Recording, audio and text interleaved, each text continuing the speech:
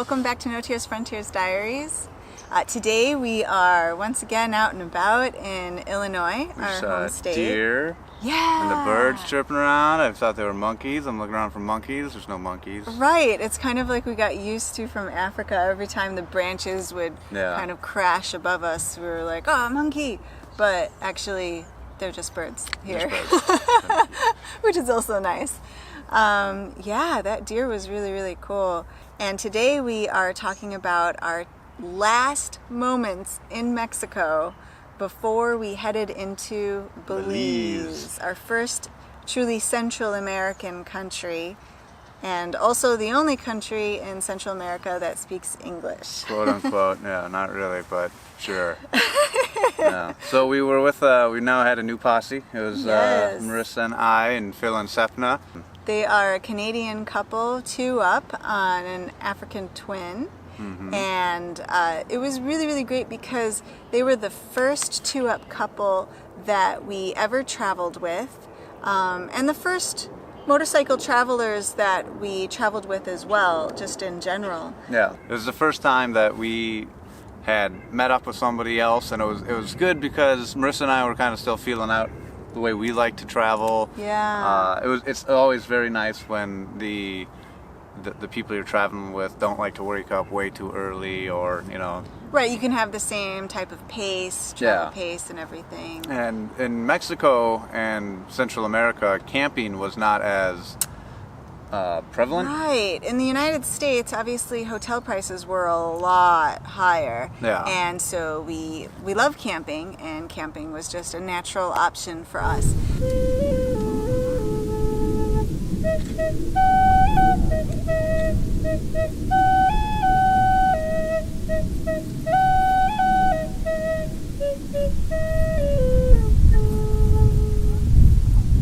But then in Mexico, it seemed like there weren't as many campgrounds. Yeah. And safety was sort of an issue in most of the spots, but like just wild camping in the middle of nowhere was it was hard to find middle of nowhere. That's right. It seemed to be more densely populated. And so we didn't wild camp, and the only times that we really went camping in Mexico was on the beaches in Baja California. Yeah. Where they did have a lot of campgrounds. But besides that, we mostly stayed in hotels because they were really reasonably priced. And it was nice, and after a long day, pull into a city, you just unpack all your stuff and relax, and everything's cool. Phil had an absurd amount of things. Okay, we are not people to talk. No, we're not. We have an absurd amount everyone has the things that they want and need. Yeah. And for the way that Phil and Sepna traveled, they liked to work on the road and also stay in cities and places for a very long time. And so they needed a lot of equipment for that. Yeah, but some needed is sometimes a stretch, and what we have, a lot of people look at our bike and say, well, you have too much. And so it's a fine battle. Like, that's why I named my book 2 Up and Overloaded. It's just, there it is on the cover. Get past that, enjoy a good read. But it's to each their own. And I totally 100% own that, because I have defended myself plenty of times online. So I'm not going to just flip it and turn it on Phil. But Phil's a goofy dude. I loved Phil to death, but he had a wireless printer. He had an extra modem. It was just like a magician with a hat. He needed all that stuff for his work. Yeah. So I completely understand that. And they would stay sometimes more than a month in a place. So it really was more about getting from city to city as opposed to camping. I don't think they had camping gear. No, I don't believe so. And whereas a lot of our stuff revolves around camping gear. We have a stove, pots and pans. Well, and just the tent itself, that takes up sleeping bag. Yeah, it's a lot of stuff. But we'll throw in a couple pictures of the bike here. But I've seen somebody by themselves traveling, just to Baja and back, have equal, if not more, stuff than us. But for some reason, people like to point at us and say, oh my God, look at the Beverly Hills Billies over there moving, But I think they do that to everyone. Yeah, that's true. But yeah, so we started traveling with Phil and Sepna.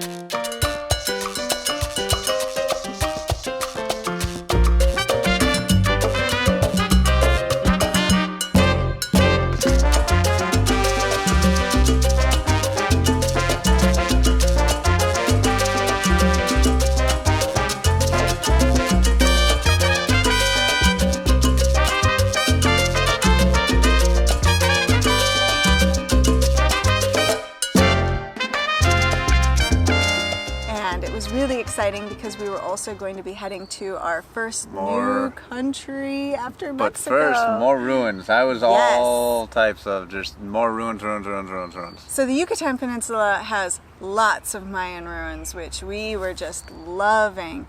But a lot of them are very famous, very popular. There are super popular places to go in the Yucatan, such as Cancun, Playa del Carmen, and people will go to these cenotes or kind of water sinkholes to swim in, and they'll go to the ruins nearby, kind of part of their tour package and their vacation package. But these ruins, Chachoben, are on the border of Belize, or much closer to that area, and it was kind of an area where people don't usually go. Yeah. So it was really exciting to go there.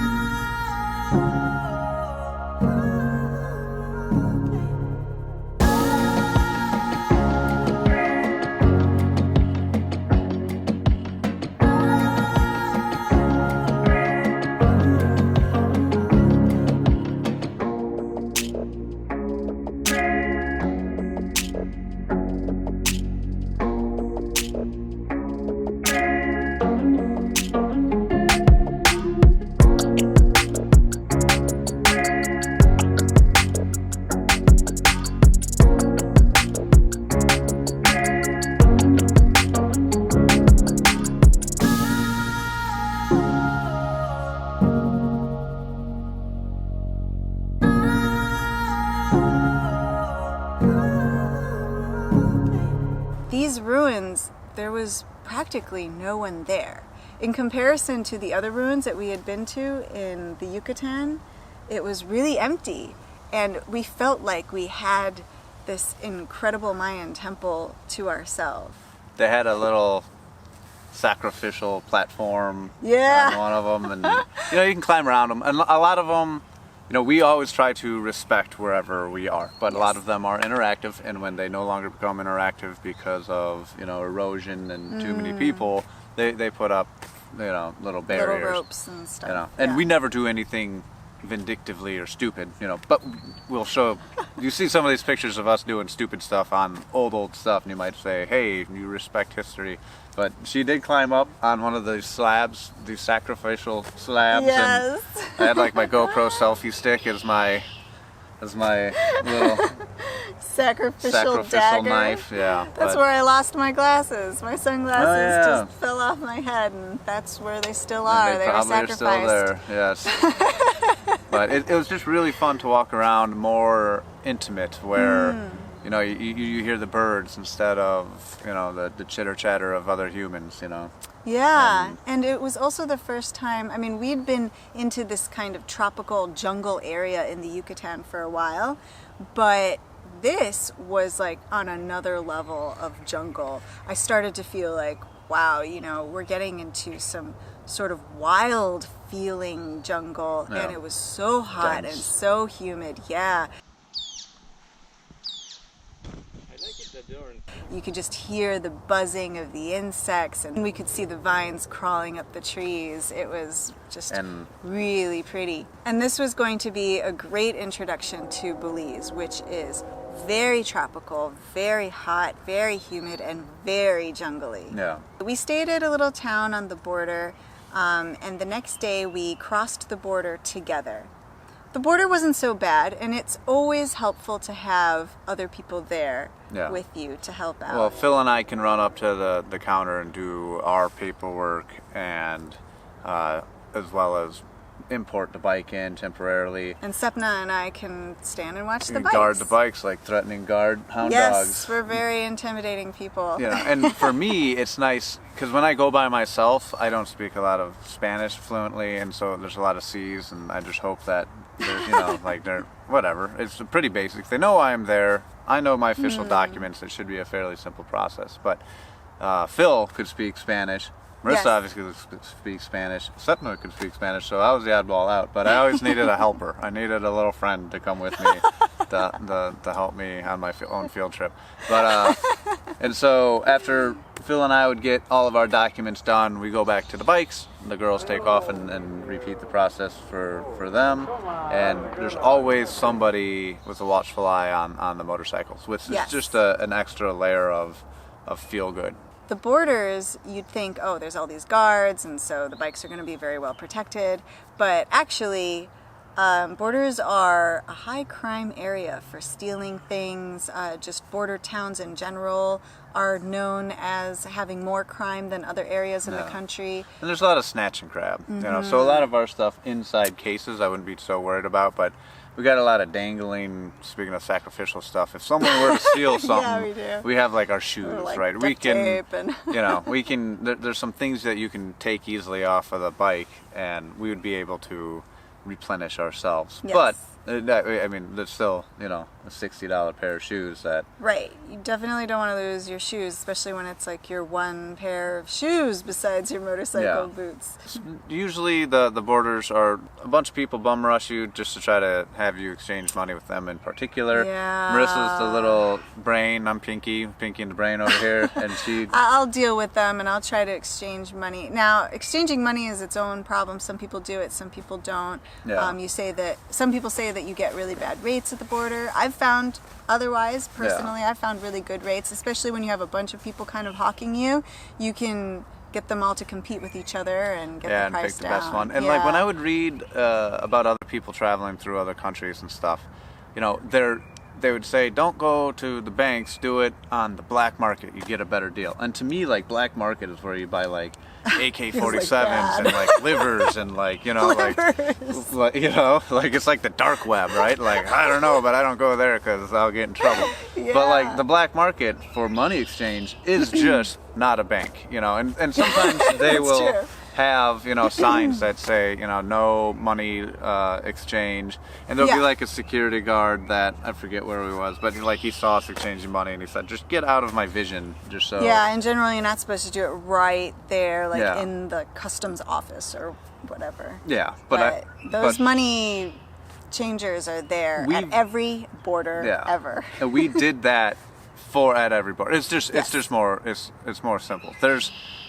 you know, ATMs and such that just it'll cost you twice as much as if paying the guy $3 American. Yeah, you can't rely on those ATMs, especially if there's an ATM at the border. We've heard of people getting their information stolen at those ATMs. Yeah, we had a buddy those are really shady. Africa that got his. on the border of Zambia and Botswana and Zimbabwe. Losing your credit card ability to take out withdrawal money is the worst thing that could happen in any country. It's just like, now what do? I don't have funds. Awesome. Yeah. But so we did that. The one thing that we don't do at borders usually, because Marissa can speak Spanish fluently, and it is pretty simple process if you can speak Spanish, but we never use minders. We never hired the people that the say, fixers, you have to hire me because it's way too complicated, because you won't be able to find the entry stamp person. Yeah. You know, it's just like, there's the building. It says immigration. I'll walk in there and say, ¿Dónde está para la estampa? You know, and they'll look at you like an idiot and point you somewhere. That's me. Marissa's never seen that. She's always by the bike when I go in and be like, "Argh."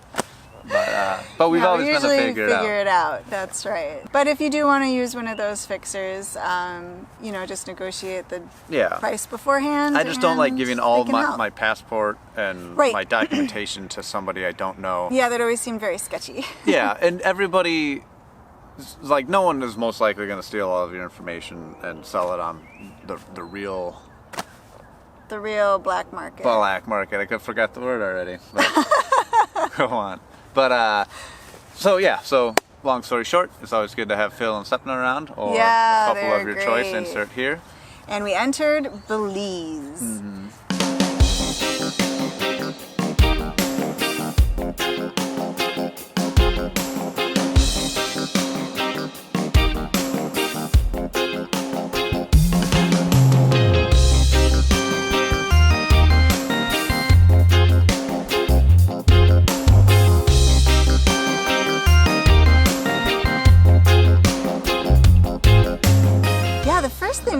About Belize, well, we were hungry, so we're like, all right, let's get some food. Was all we could find were Chinese restaurants. That was it. Yeah. And I was down for some Chinese. It's good and This was like a quick. theme across Belize. Chinese restaurants were extremely popular Yeah. and everywhere, and in fact, it's all you can eat Yeah. sometimes. And sadly, after that, they wanted to go to Belize City. Phil and Stepna wanted to head to Belize City, and we wanted to head inland to see more ruins because Phil and Stepna, they really enjoy big cities and the cultural experience you can find there, and they've seen enough ruins in their book, you know. And Marissa and I were just the opposite. Both ways are correct for each their own. Marissa and I are kind of done with big cities, and we can't get enough of the ruins. And Yes. so we split, knowing just by, you know, I mean, we're both headed down to Panama City, so we knew that our paths would cross again. I think there's really two sides to Belize. I see it as the coastal beaches, you've got your water sports, you've got your scuba diving, which is just Yeah. world class. There's all that of cool that. huge blue dot Yeah, thing. there's like I that don't know. blue sinkhole in the ocean. Yeah. Belize is just really well known for its ocean front. And then there's the other side of Belize that is not so often looked at, but is just incredible. And that's really what we were exploring, and that's inland to the Mayan ruins. Yeah. First, we went to Orange Walk, which I thought was a funny name. But Belize speaks English officially and does not speak Spanish officially because it was a British colony. And But it's like a Jamaican vibe. yes, Yeah. it's very Caribbean as opposed to Latin. It's almost has like that. Rastafarian English. Yeah. That it was not easy to decipher what people No. were saying at all. I mean, people can speak English, but then when they're speaking to each other, they'll often speak in a Creole. Yeah. And I could not understand what people were saying. Their English is rapid fire, just Tommy gun. But it sounds cool. It's It does, really but I was awesome. really, really excited because then I would be able to order my own food for the first time like an adult, and it just didn't happen because it was Yeah, some people really struggled with what I would consider to be normal English, and they could really only speak the Creole.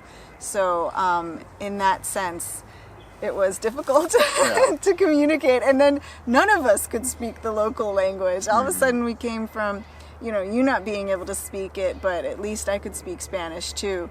None of us had any idea. yeah. But the Belizeans are just very hospitable, very awesome. Great. You know, good food. Really laid back, you Yeah. know, always has a great attitude. The weather's always wonderful, Yeah. and people are smiling, and music is great, a lot of reggae. It was just culturally a big shock for me because I thought, wow, I'm in Central America, and I was thinking kind of like, it's got to be like Latin America. But Belize has its own thing going on, Yeah, for sure. and we noticed in the Yucatan, right after Yucatan, like Mexican food went away really quick. It did. There was like, it wasn't like, to me, like all the way to Panama and all of South America was just Mexican food. And that We was- didn't know what to I expect, was- really. I All was we know wrong. is Mexican food. I was like, yeah, there's gonna be tacos and burritos from, you know. But no, it disappears Yeah. after Mexico. So, and Belize has its own history of food. So not only does it have a lot of African influence and Caribbean influence, but it has British influence as well. Yeah. So mix that in with the Central American produce, and you've got yourself some really cool cuisine, if you can find it besides all the Chinese Yeah. restaurants. So from Orange Walk, we went to our first Belizean Mayan temple called Lemoni. And we took the motorcycle there. And that's where we started going through farmland and saw the Mennonites. Yes!